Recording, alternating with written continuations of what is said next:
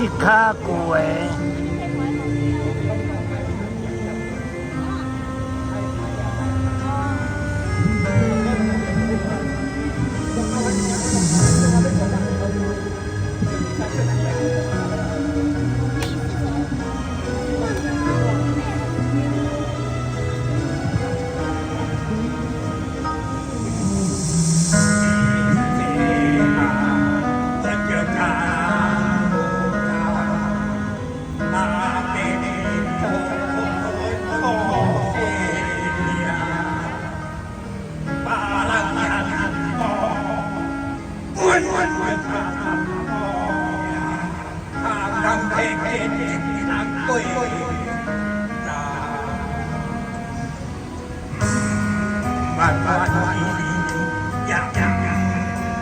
ะวันนี้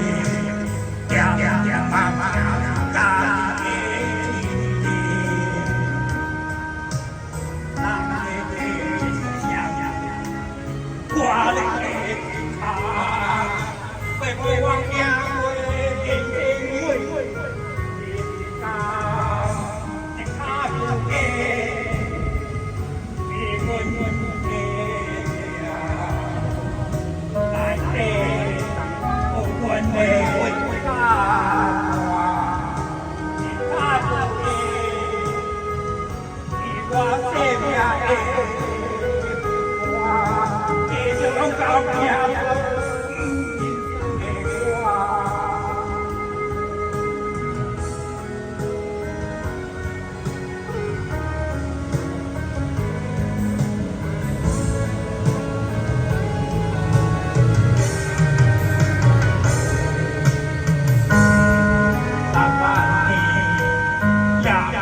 วันนี้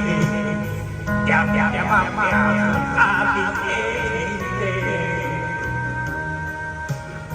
ตาดีอย่าว่าขาไปวางยาเองมุยกาจิตาตัวเองที่ตัวเอง